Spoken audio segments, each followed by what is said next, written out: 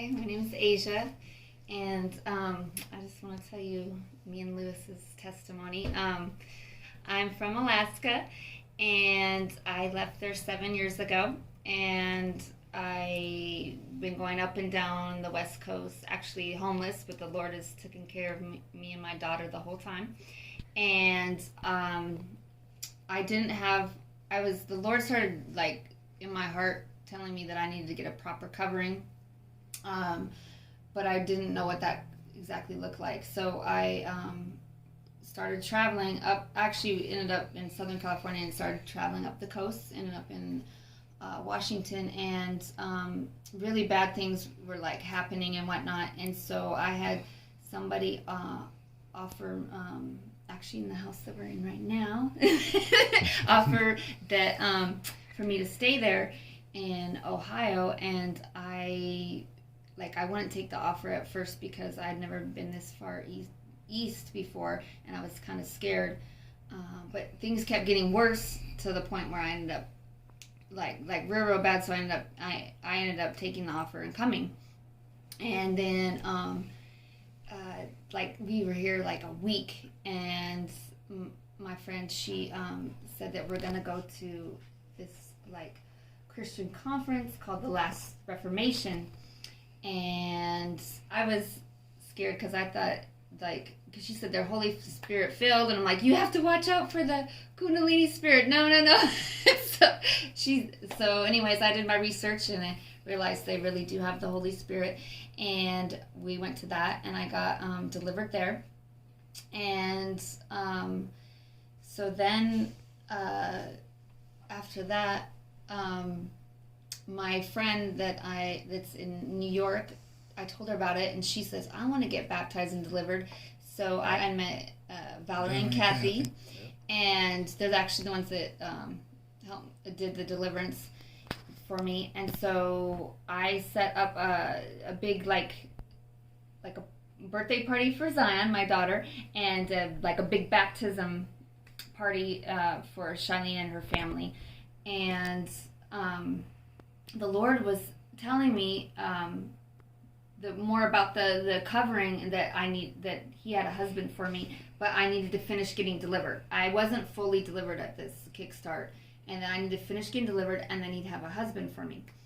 So, anyways, I'm setting up this baptism party for Charlene and her family, and a birthday party for Zion, and that's that's in my head. But then the Lord started telling me I need to probably get baptized too, because I hadn't been baptized since I was a kid. So, and it was, not a good situation. So, anyways, so He's drawing this, stirring my heart, I guess you could say. And so, anyways, I end up, we go there, and Charlene and me, we get baptized, and then her daughter gets baptized, and her daughter's getting delivered. And then I start knowing that I need to get delivered. I started getting attacked, and so Valerie is running in between us, helping with the deliverance and whatnot. And then I just start crying, weeping and stuff. And so she gets, I'm not sure who it was, but on the Zoom chat, she gets one of our fellow sisters. And she starts talking with me and praying with me, and she said that you're gonna get delivered through your tears. And so I'm crying, and and then she said the Lord said, be still and know that I am God. So I was like, okay, and I just get peace. And she said, now spend some time with the Lord. And so I get off the phone with her, and I get down on my knees, and I'm spending time with the Lord. And which I hadn't done in a while. I knew I had to get down on my knees, and so I got down. I'm there just me and the Lord. And then Valerie shows up, and she's like, "Okay, more people have showed up. It's time to go upstairs and fellowship, And I'm like, no, but I'm supposed to spend time with the Lord, She said on the phone. And she's like, well, you can do that later. Just there's people here now. You need to fellowship. So I was like, okay. so I didn't want to be rude, so I went upstairs, and I see more kids running around, and then I went and sat by Shilene, and the only other adult I seen there was Lewis, and I'm like, what do you mean there's more people? Okay, and so and like, and two, I'm like really embarrassed because he's handsome, and then I've just been baptized. I have no makeup on, and I look all crazy, and I've been crying too, and so anyways, I could feel him. He just kept looking at me, and I'm like just getting really embarrassed. So he introduced himself, and he said, "Oh, I showed up while you were downstairs," and I'm like, "Yeah, I know." And what's crazy is that the Lord had told me, you need to finish getting delivered, and then I have a husband for you. And I was thinking, I had to like go to some 501c3 church and find somebody, or like, because how am I going to find somebody here in the middle of nowhere in this farmhouse, like in the middle of nowhere in Ohio, like really? So, but he was like right there, and so we're talking and stuff, and I was talking about the Kickstart in North Carolina, and he goes, "Oh, that's where I recognize you from then," because he was there. And I was like, "Oh," but I was like, "I'm surprised you recognized me because I had makeup on at the Kickstart. Like, I have no makeup on now." And he told me, he said, "You don't need any makeup," which is like really profound to me because like I think I look weird without makeup because my eyelashes and my eyebrows are blonde, and so I don't usually like leave the house without it. But he told me I didn't need it, so I was like really like shocked. And I don't know what else. The Lord told me to tell you that. So. Yeah. Oh yeah. The Lord had told him that to tell me that, and so that was really profound to me. But we were so the whole night, like I mean, he just kept talking to me, and then we all watched the Pilgrim's Progress movie. Yeah. And then all of a sudden, his our chairs were next to each other, but all of a sudden he was like like what, magnetized, right? Like it was crazy. like right next to me, and and so crazy. It was like that, like the whole night, right? And then was that the same night? Or was it the next night? That was the same night. That I left. No, I think it was the next night that we stayed up. That we stayed up all night, yeah, because it was the next night was Zion's birthday. Yeah. And then, her birthday landed on Thanksgiving this year, so there was a huge dinner and stuff, and so then I had to leave like first thing Friday morning, so this was the next day, Thursday. We stayed up all night talking, and he was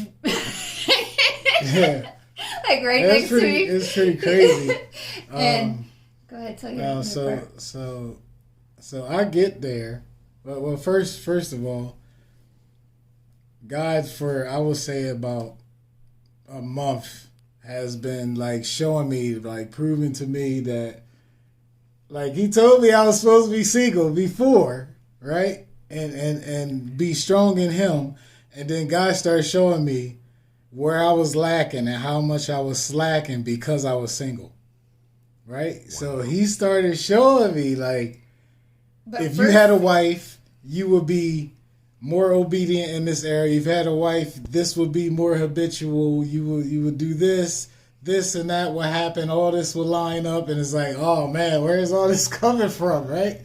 And this is like a month before I met her. Maybe like, I won't even say a month. Like, God... yeah, slowly showed me over a month before I met her, right? Mm. So as soon as... But before that, he told you you're supposed to be single, right? Yeah, before that, he told me I was supposed to be single. And actually, we were just talking about it. Pierre actually had a friend or something for me, and I turned it down. I turned it down at that time, and I was, that was a couple months ago, like 3 months ago. Yeah, and I was strong when I said it, right? I was like strong and like, no, I'm supposed to be single. Not happening. So, and I thought I was gonna be single too, because I feel like we're in the last days, and there's no time for me to find somebody and get married and all that, you know. Yeah. So yeah, go ahead. Sorry. So I gets there, and Valerie tells me they just finished deliverance downstairs. There's people gonna be coming up. I'm like, okay, and I said, she said I think she says new people or something like that, but she came up, and I don't know what it was. Like, it was just weird. Like, I was just like, my eyes was drawn to her, and then I felt like I needed to go. Like, God told me, go introduce yourself. So it was like I went introduce myself, right? Wow. And then we started. She was surprised because me and Jeff was talking, and we was talking about the Kickstart that we both was at. And the thing is, I don't remember her being at the Kickstart at all, but I felt like I knew her. I felt like I knew who she was, but I never saw her at the Kickstart. And she said, "I'm surprised you recognize me," and I.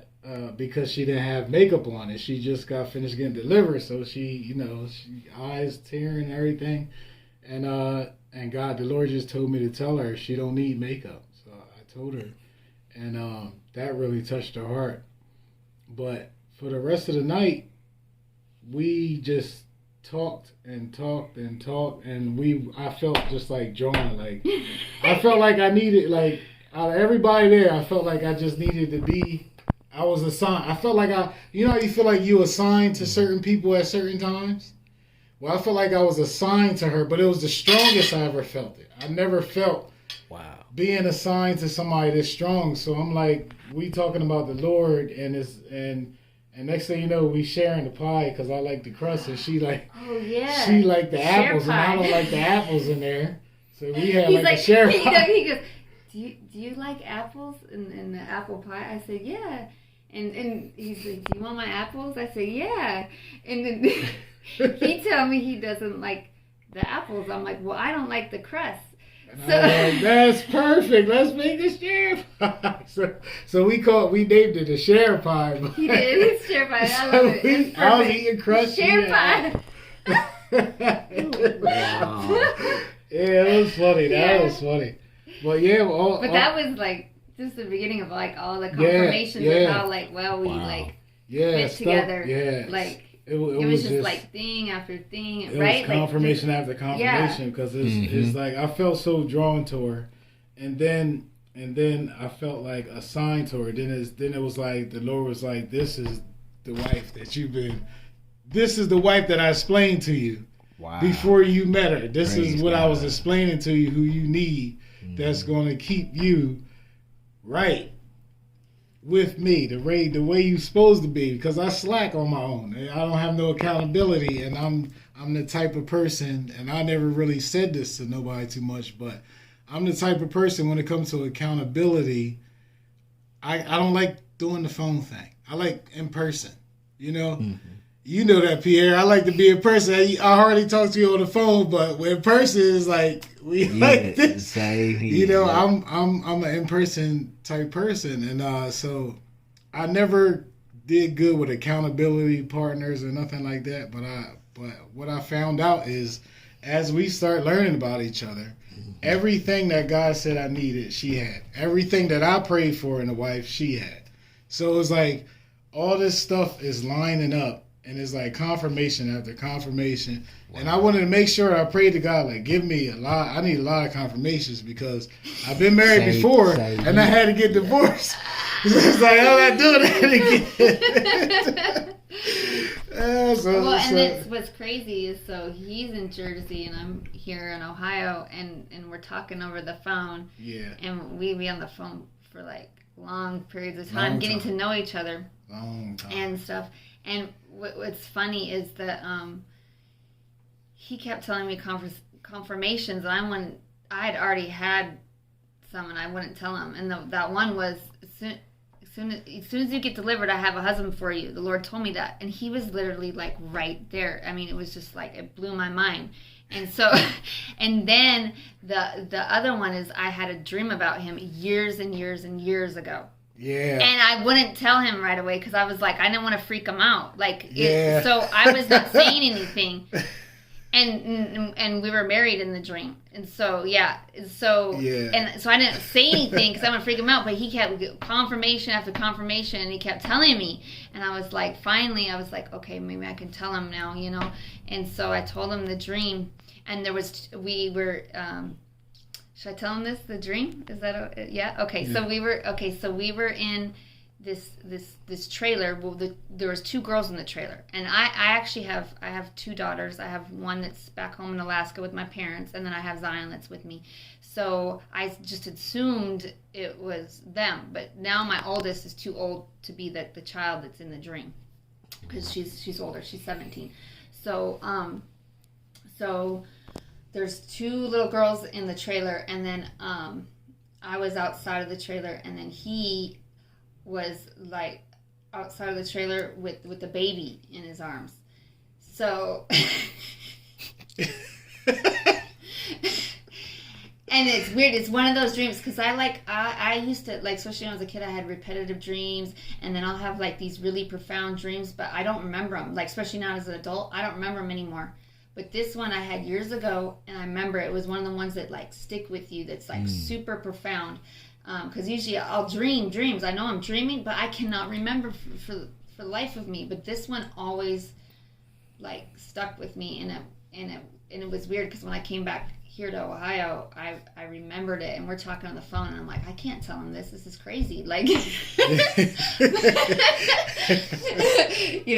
had a dream about you. No, but when after he told me so many, confirmations, I finally told him about that. But yeah, it was but the whole time was blowing my mind. Everything, like everything that he is perfect for me, and then he telling me that everything that I am is perfect for him. Wow. And it's really and I mean, it's just thing after everything, thing. Everything. It's so yeah.